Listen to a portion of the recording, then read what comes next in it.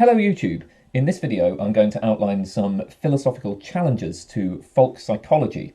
Folk psychology refers to our common sense framework for predicting and understanding mind and behaviour. We understand other people by attributing mental states like beliefs, desires, hopes, fears and so on to them. In this video we're going to look at some of the challenges to this idea, but I will begin with a brief advert. If you like my channel, you can support me by signing up to the Patreon or donating on PayPal. I also offer private tutoring in philosophy. Please send me an email about that. And if you want to discuss any of the topics or any other philosophical topics, join the Discord in the description. Okay then, so let's get right to it. The general assumption in philosophy of mind is that social interaction is based on predicting and explaining behaviour by attributing internal mental states like beliefs, desires, hopes, fears. These are called the propositional attitudes because they involve attitudes to propositions. So if we take the proposition, Labour will win the next election, well, we might say, Verity believes that Labour will win the next election. Sydney suspects that Labour will win the next election. David desires that Labour will win the next election. Delia fears that Labour will win the next election. These people have different attitudes to the propositional content expressed by Labour will win the next election. So in general, propositional attitudes are expressed in the form S phies that P. Right, so like S has some attitude to a proposition. Now, in the framework of folk psychology, these sorts of internal mental states, these attitudes to propositions, are the springs of action, as it were, that drive people's behaviour, right? So it's your beliefs, your desires, your fears, your hopes, your suspicions. These are the things that drive your behaviour. So by understanding the internal mental states, we understand people's behaviour, and that's what supports social interaction.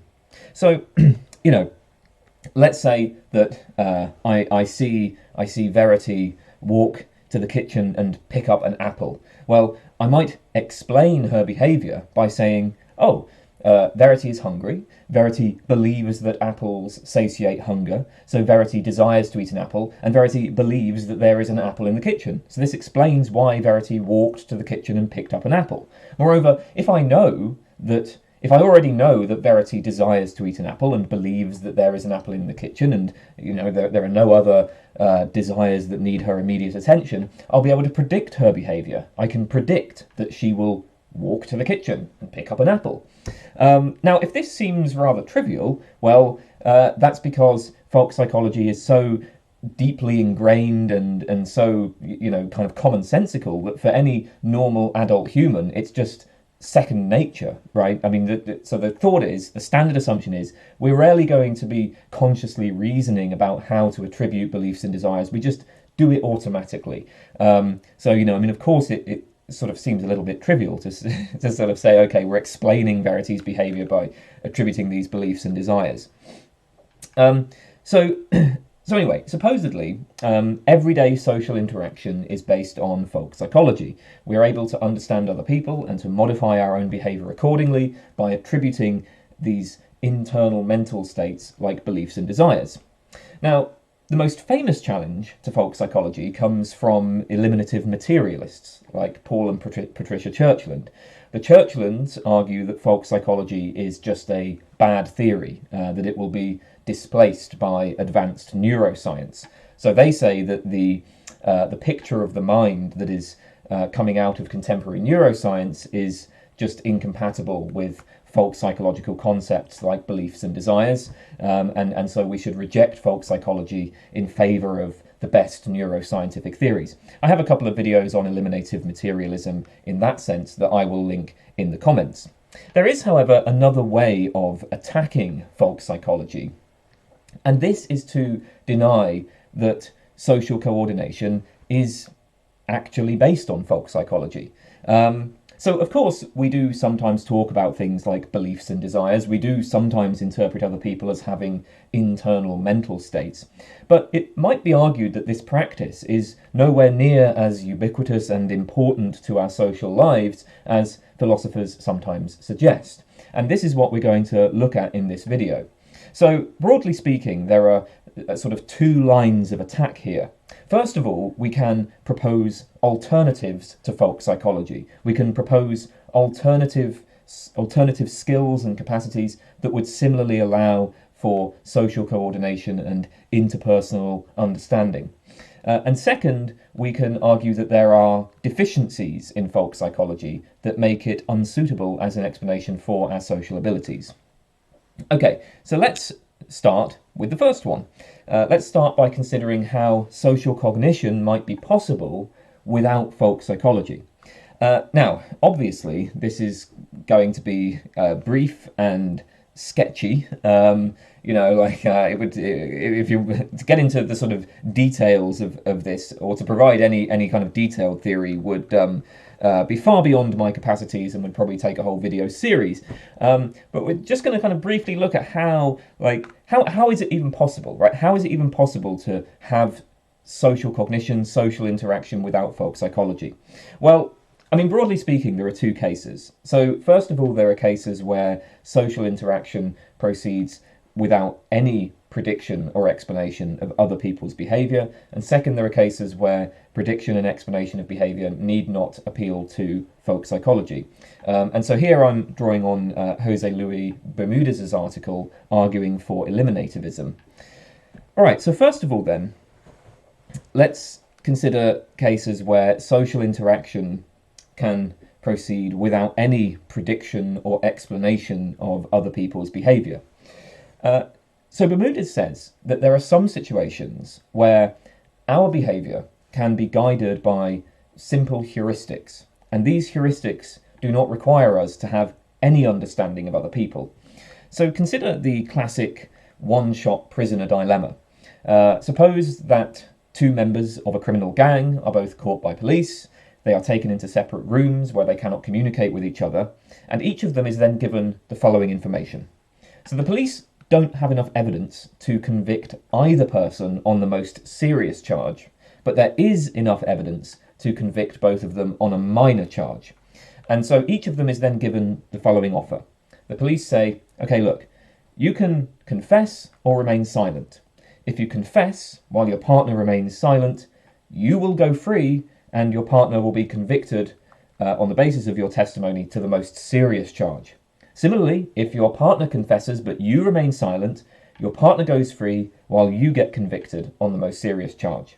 If you both confess, you'll both get convicted on the most serious charge, but because you've confessed, we'll give you a reduced sentence. If you both remain silent, well, we'll be unable to prosecute the most serious charge, so instead we'll prosecute the minor charge. Okay, so if that was a bit unclear, here's the, you can see the payoff matrix, right? So you can see that if both of them confess, they both get 5 years in prison. If they both stay silent, they both get 2 years in prison. If player A confesses while player B remains silent, so that's the top right box there, so player A confesses while player B remains silent, then A goes free while B gets 10 years. And if player B confesses while player A remains silent, that's the bottom left box, then B goes free while A gets 10 years. Now, what would you do if you were in this situation? Well, confession is the dominant strategy, and that is to say that regardless of what the other person does, you are better off confessing.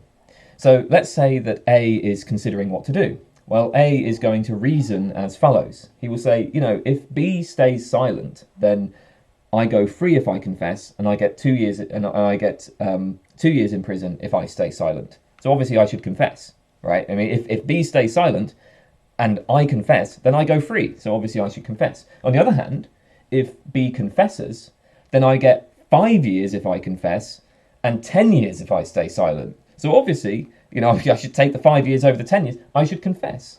So so either way, whatever B does, I'm better off confessing. So I should confess. So the key point then is that in this case, there's just no need to predict or explain the other person's behaviour. Whatever the other person does, A should confess, assuming A's goal is to reduce the amount of years spent in prison. Now, obviously, we are rarely in situations that are exactly like the one-shot prisoner dilemma. However, arguably, there are many social situations that have something like the structure of an iterated prisoner dilemma. In an iterated prisoner dilemma, the scenario is repeated a number of times.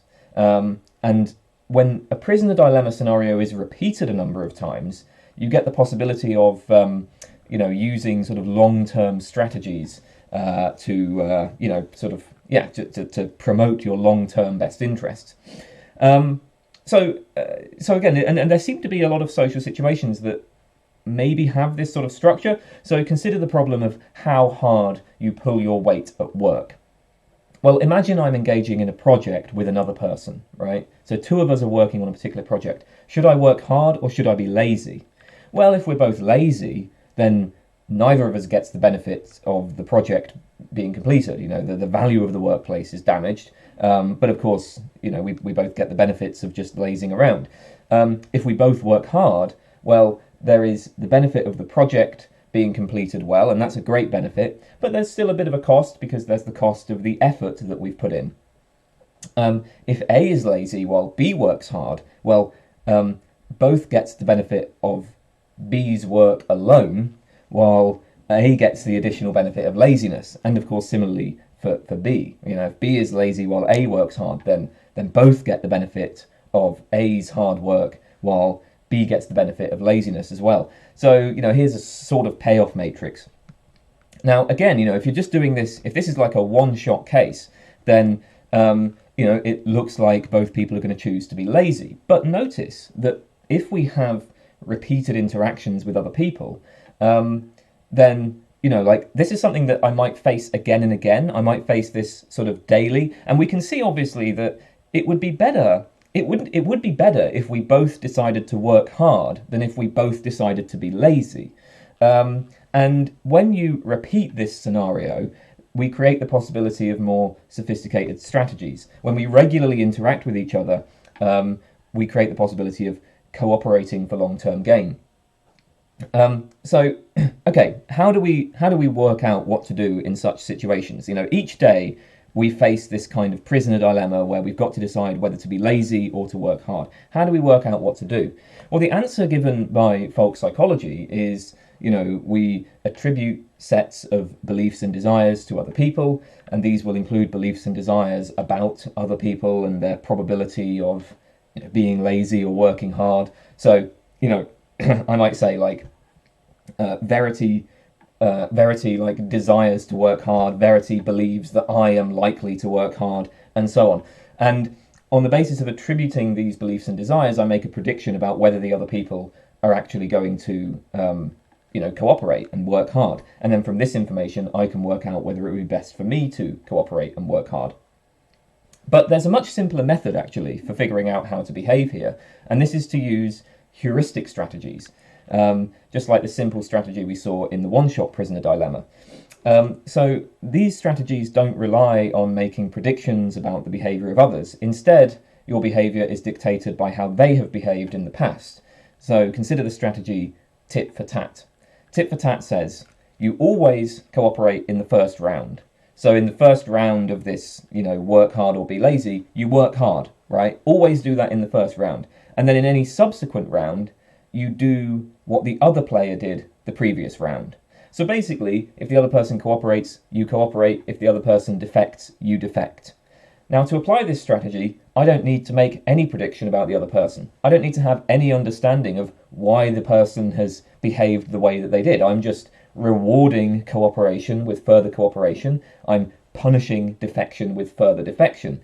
Because, again, it's also, in the long run, right, it would be better for both of us to work hard than for both of us to be lazy, right? So, it's the other person wants me to work hard, okay? And I want them to work hard. So the point is you cooperate on the first round, you work hard on the first round, and then in any subsequent round, you just copy what the other person did in the previous round. If the other person was lazy, then you're lazy. You punish them with laziness, right? That's the idea. So we can easily apply this sorts of things to social situations. In contexts where a person is expected to make some sort of sacrifice for the larger group, we cooperate with those who have cooperated before. We, betray, as it were, those who have betrayed before. And again, there seem to be a lot of social situations that have this general structure. And notice, incidentally, I mean, these kinds of simple heuristic strategies are actually already used to explain things like the emergence of altruistic behaviour in evolutionary history. So, why would we need folk psychology to achieve the same result? Okay, then. So this is a case where we can have social coordination without any prediction or explanation of behaviour. Second case is where we have prediction and explanation of behaviour without folk psychology. Well, the thought here is that very often it is enough to appeal to things like social conventions, codes of conduct, social roles, and sort of scripts that tell you the typical outcomes of situations. So consider, for example, driving. When you're driving, it is of great importance to be able to predict what other cars on the road will do. It's literally a life and death matter. But, I mean, think about this. Like, when you drive, do you attribute beliefs and desires to other drivers? Well, it's not really clear that you need to do that. I mean, it looks like it's enough to know the rules and conventions for driving. So, I know that cars will stop at red lights. I know that cars at roundabouts will give way to those on the right. I know that cars will all travel the same direction down one-way streets, and so on. How do I know that? Well, because these are the rules of the road, and I just assume that other drivers will generally follow the rules of the road. Like, that's it. You don't need beliefs and desires. Actually, I suppose you really don't need beliefs and desires at this point, because we're now thinking about actually automating driving, right? So I suppose once the road gets packed with automatic cars, AI-driven cars, then nobody's going to be attributing beliefs and desires to them, or at least it will be, I suppose, less natural to attribute beliefs and desires to them. But, human drivers, it works the same way, right? You just assume that they follow the rules of the road. Similarly, Bermudez gives the example of visiting a restaurant. So in this case, I will make various assumptions about how the people I interact with will behave. Now, does this require folk psychology? Like, when I go to a restaurant, do I need to attribute beliefs and desires to the workers there? Well, arguably not. Instead, it's enough to just be able to identify the roles that particular people have. It's enough to be able to identify a given individual as, say, a waiter, right? That's all the interpretation that is required. Because if I know that somebody is a waiter, then I've sort of subsumed him into a network of norms and social practices which I will take to guide his behaviour. Waiters are members of particular institutions who perform particular functions, and social interactions with waiters just tend to proceed in typical ways. So I guess the thought is that, like, when you enter a restaurant, you have a kind of script for the situation. The script, like, just specifies these roles and conventions, and that's enough for predicting what the waiter is going to do. So there's some similar examples. These come from Matthew Ratcliffe, his book Rethinking Common Sense Psychology. So, question. Why did she get so annoyed by this morning's news broadcast? Answer. Because she's a teacher. So in this case, let's just suppose that the news broadcast in question was detailing information about pay cuts for teachers. And you've explained why she's annoyed by the news broadcast. Or question. What's he doing standing out in the cold? Answer. He's a security guard. In this case, it's just part of the job of a security guard to stand outside buildings. So similarly, if we think about, I guess, this kind of point can even be made in more looser sort of interactions. So suppose you meet a stranger at a party, and during a conversation she raises her eyebrow. Well, what is she doing there? Is the eyebrow raise, is that flirtatious, or does that express disapproval? Or is she, like, inquiring for further information? you have to work out what this means, right? Like what the eyebrow raise means. Is it flirtatious? Is it disapproving? Is it an inquiry? And in order to do that, arguably, you don't attribute beliefs and desires. You just consider the kind of social conventions governing the situation plus contextual cues. So these are perfectly common sense examples where we explain behaviour without an explicit appeal to folk psychology. And actually notice as well that any explanation in terms of folk psychology will probably need to appeal to these sorts of conventions and scripts anyway. So suppose I try to give a belief-desire explanation of the waiter's actions. Suppose I say, I'm explaining the waiter's actions by saying the waiter desires to get paid because he desires to buy various things and he believes that delivering food in the manner that waiters do will lead to him being paid. Okay, but now the waiter's belief that delivering food will result in payment, that belief is presumably based on an understanding of restaurant and employment conventions. So if you're appealing to folk psychology, it looks like you have to appeal to these sorts of conventions, roles and scripts anyway. But then the thought is that these conventions, roles and scripts are often enough in themselves to understand people's behaviour.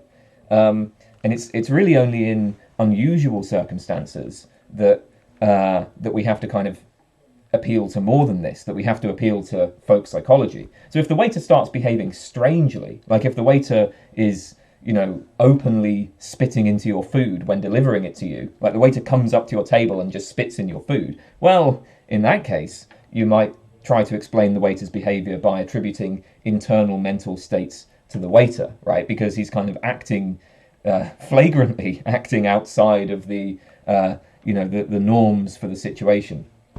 But most of the time, the kind of conventions, roles, scripts, that's enough. Or so the argument goes. Okay then, so we've seen a couple of suggestions for how social interaction might proceed without folk psychology. This still leaves us with the question, well, like what's wrong with folk psychology though? I mean, why should we think that that our social cognition and capacities for social coordination, why should we think that stuff is not based on folk psychology? Are there any problems with folk psychology as an explanation for these capacities? Well, actually, again, some philosophers have argued that yes, there are problems with this. So we'll start with an argument from, again, this is from Jose Luis Bermudez. So there is what Bermudez calls the argument from computational complexity. Now notice that when we engage in social interactions, when we deal with other people, we have to make very rapid judgments about them. Understanding other people occurs on the fly, and we immediately adjust our behaviour on the basis of theirs. Now, consider what is required to understand a person in terms of folk psychology. We have to start with the observable facts about their behaviour. So we have to look at just like what they're doing. Then we attribute a set of beliefs and desires that would best explain this behaviour. And then we work out what else follows from this set of beliefs and desires. We work out the sort of other behaviour that would be predicted by this set of beliefs and desires. So we've got to have like general principles linking behaviour to mental states, these mental states to other mental states, and then mental states to behaviour. And then, then that allows us to kind of deduce specific hypotheses concerning the behaviour of those with whom we are interacting. That's a very complex process. I mean, it's remarkable that social interaction proceeds so smoothly, if that is what is required. I mean, that's actually difficult enough to do in just one-on-one interactions. But social interaction usually involves a host of different people. I might interact with hundreds of people over the course of a day, and each of those people might interact in all sorts of ways with any of the others. So now I have to attribute beliefs and desires to each person, where the beliefs and desires I attribute to each person will be dependent on the beliefs and desires that I attribute to others. So if I'm interacting with Verity and Sydney, well, it's likely that Sydney's beliefs and desires will be shaped by... it's likely that Verity's beliefs and desires will be shaped by Sydney's beliefs and desires, and vice versa. So, consider, for instance, Verity believes that, Sydney believes that, David believes that the Earth is flat, right? So So Bermudez summarises the problem as follows, and I quote, This would require each participant to make predictions about the likely behaviour of other participants based on an assessment of what those participants want to achieve and what they believe about their environment. For each participant, of course, the most relevant part of the environment will be other participants. So my prediction about what another participant will do depends on my beliefs about what they believe the other participants will do. The other participants' beliefs about what the other participants will do are in turn dependent upon what they believe the other participants believe.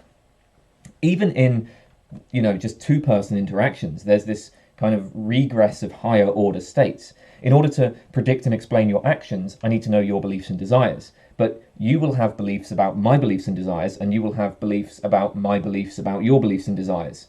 And, obviously this situation gets worse as the number of people increases. Even in a small group of people, there is enormous computational complexity here. And it's also quite likely, or it's plausible at least, that this is just going to give the wrong results, because relatively slight inaccuracies in the first, the initial set of beliefs and desires that you attribute to people might lead to wildly mistaken predictions of their behaviour once this whole process is completed. So the thought is that actually folk psychology is just far too complex to explain what's required for it. The computational complexity of it is it just far outstrips what is plausible in explaining social interaction. Okay then, so related to the argument from complexity is the argument from holism. The basic idea of folk psychology is that we attribute beliefs and desires in order to understand other people's behaviour. But notice that we cannot rationalise actions by attributing single pairs of beliefs and desires. Only entire systems of beliefs and desires will do the trick. So consider this, right? Let's say Verity desires chocolate cake. She desires to eat chocolate cake, and Verity believes that there is chocolate cake in the kitchen. Does this allow us to predict that Verity will walk to the kitchen and pick up the chocolate cake? Does it explain Verity's behaviour if we see her walking to the kitchen and picking up chocolate cake? Well, actually it doesn't. We're unable to say anything about Verity's behaviour until we know Verity's other beliefs and desires. So it may be that Verity desires chocolate cake, but she also desires to live a long and healthy life, and she knows that chocolate cake is unhealthy. In which case, even though she believes that there's a chocolate cake in the kitchen for her, she might not go and eat it. It may be that Verity is, throwing a birthday party for a friend. She's baked a special chocolate cake for her friend. Verity really wants to eat the chocolate cake, but she more strongly desires to give a nice gift to her friend. Consider this. It may be that Verity is under a paranoid delusion that the chocolate cake in her kitchen has been planted with a bomb. Maybe she'll avoid the kitchen entirely, or maybe she will go to the kitchen and retrieve the chocolate cake, not to eat it, but to throw it away and remove the danger from her house. So it's not pairs of beliefs and desires that rationalise actions, it's only whole systems. In fact, any action can be made consistent with any pair of beliefs and desires, provided you adjust the other beliefs and desires accordingly. So there's something of a dilemma here. On the one hand, we might say, okay, folk psychology can involve attributing just specific pairs of beliefs and desires, right? You don't really have to. You don't have to attribute like a whole set. It's enough to attribute pairs. But in that case, folk psychology is not really well placed to serve any predictive or explanatory role. It's not going to be useful for predicting and explaining behaviour.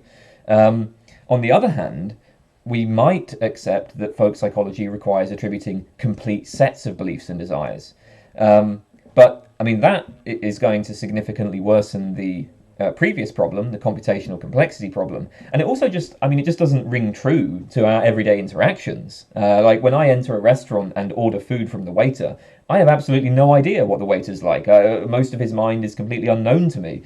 Outside of close friends and loved ones, it surely is highly implausible that we attribute complete belief desire sets. Okay then, so third, there is the meta representation argument. This comes from Bermudez again. So Bermudez points out that folk psychology is based on thinking and reasoning about thoughts.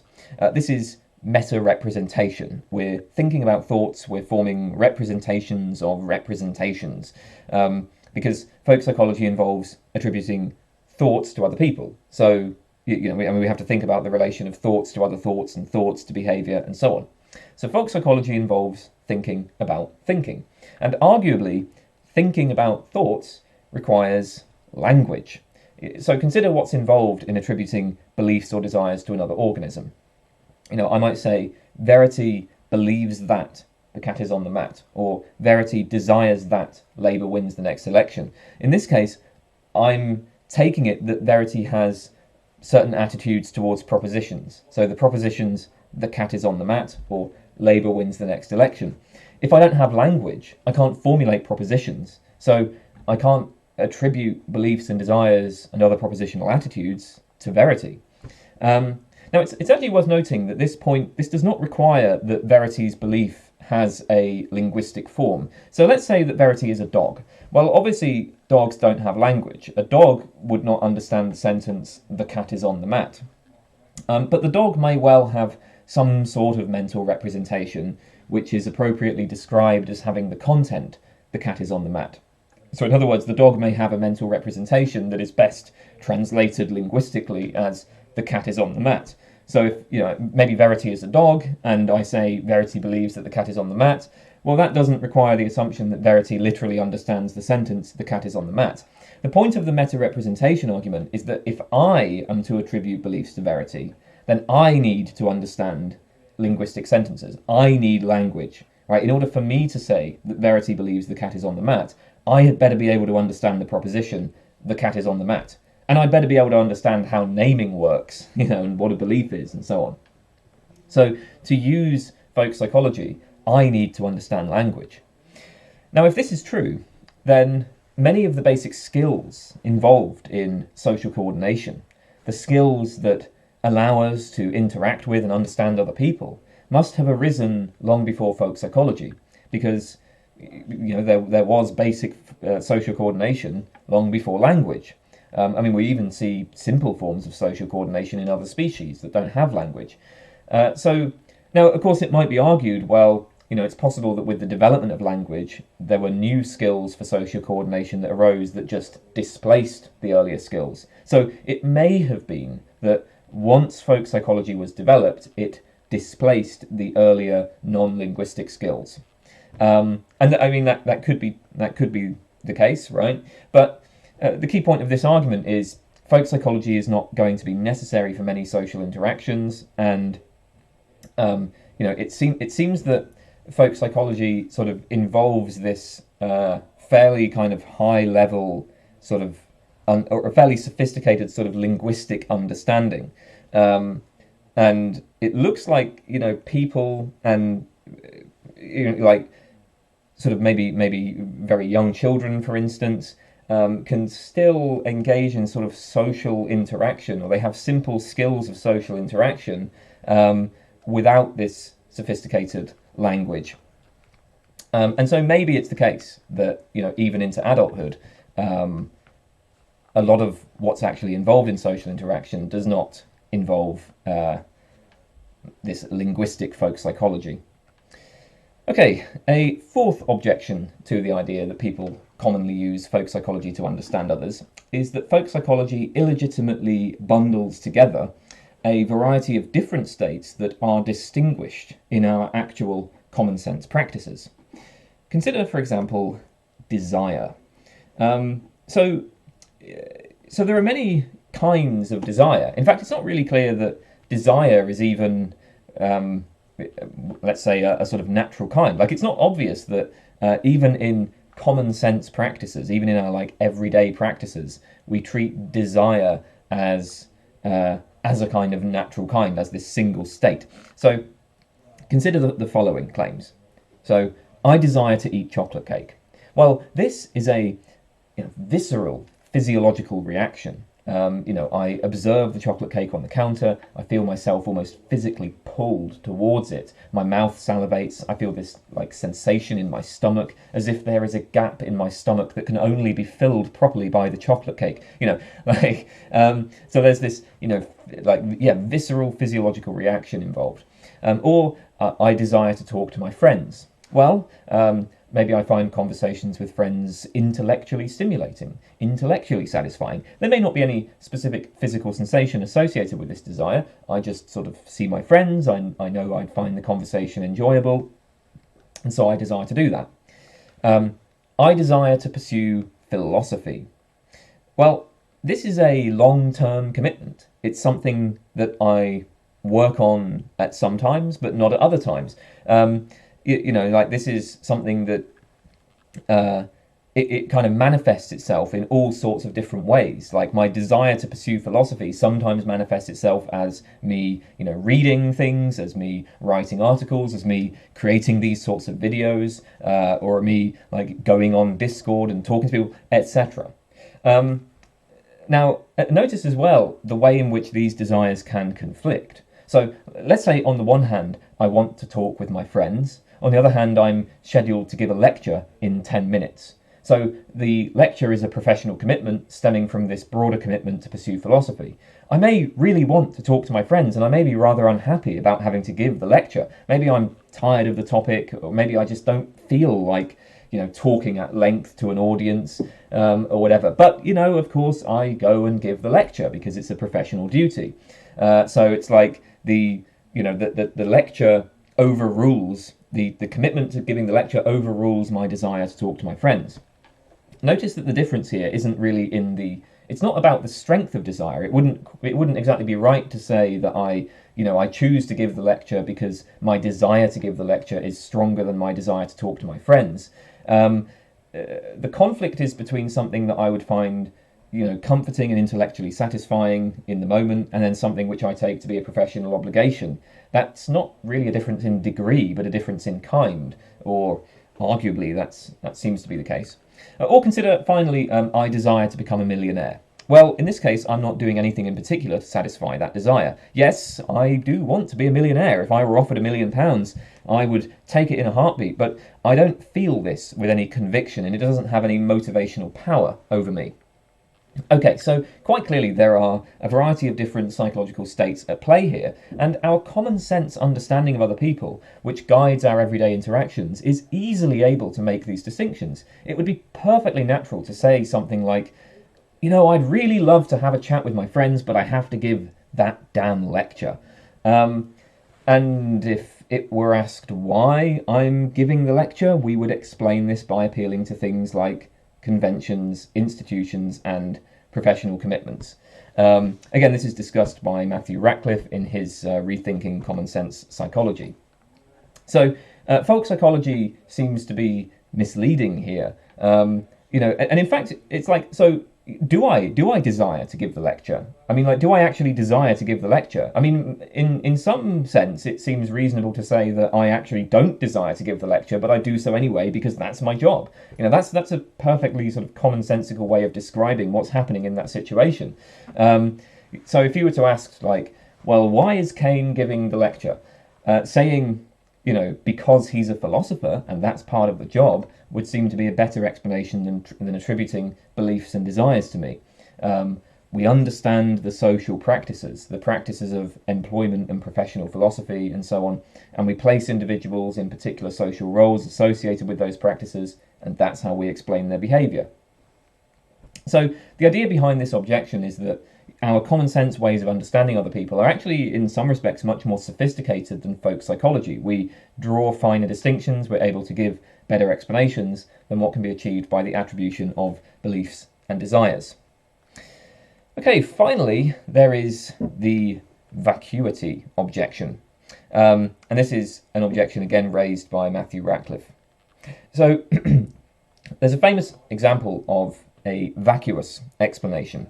When medieval doctors attempted to explain why opium induces sleep by proposing that it has a dormitive virtue. Well, of course, that doesn't tell us anything, right? To say that opium has a dormitive virtue is just to say, in somewhat more abstract terms, that opium tends to make people sleepy. So we haven't explained why opium makes people sleepy.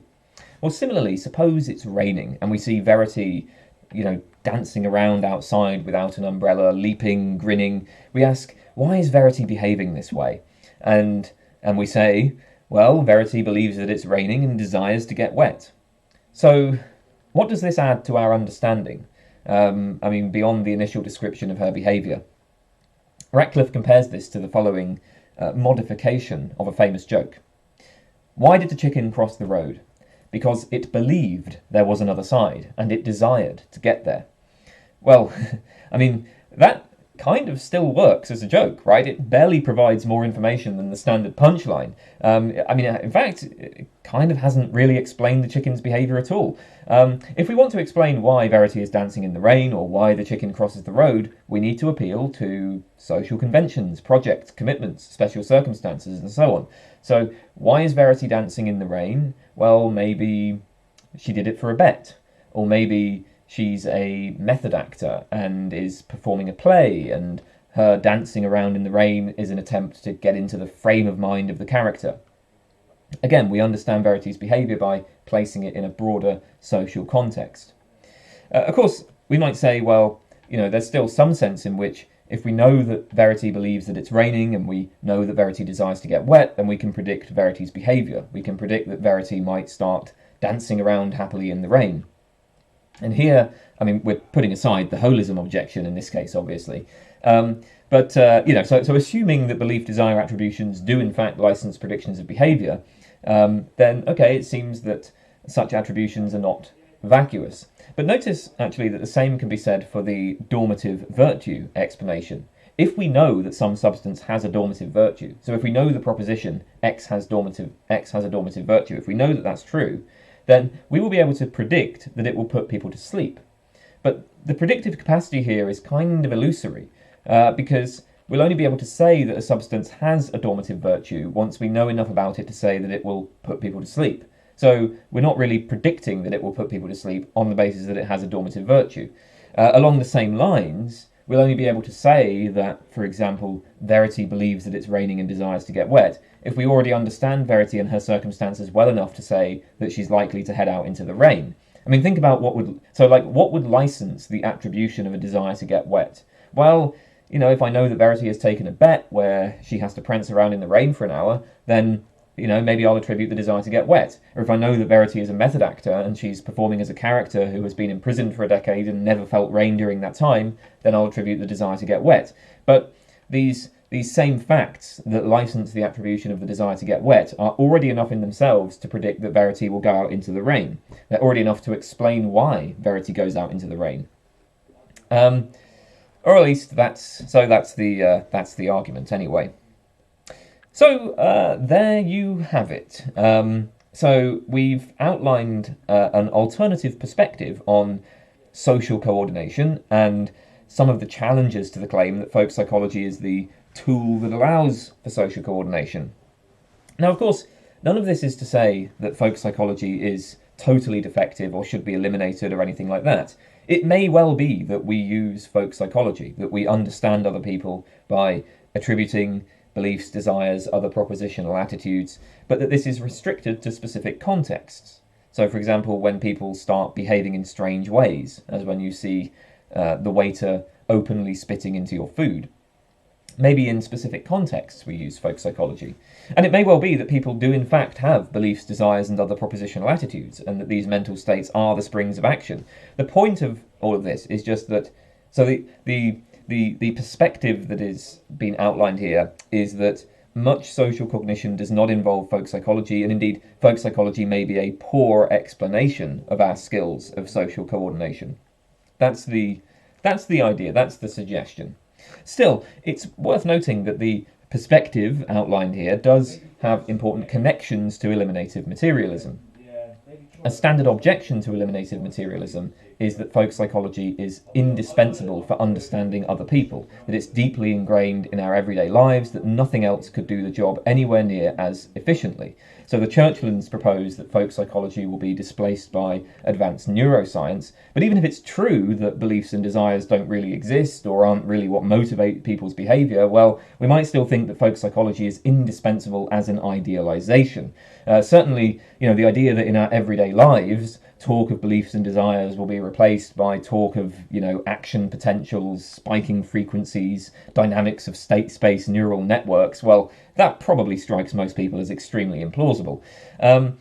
And I mean, certainly nothing, there's no suggestion, none of the arguments in this video have suggested that like the language of neuroscience would be enough to support social coordination. But if the ideas presented in this video are on the right lines, then most social interaction doesn't, or at least a lot of social interaction doesn't actually involve folk psychology in the first place. So, okay, maybe we have no reason to expect that folk psychology will be replaced by advanced neuroscience, but that's because there's just nothing to replace. And from this point of view, the prospect of some sort of eliminativist account of beliefs and desires maybe looks a bit more attractive. We don't have to choose between folk psychology and advanced neuroscience. We could eliminate folk psychology and then continue to rely on various other strategies for social coordination. It's not just a choice between folk psychology and advanced neuroscience. Okay then, so that is the end of that particular video. I hope you found that interesting, and I will be seeing you again sometime soon. Goodbye, everybody.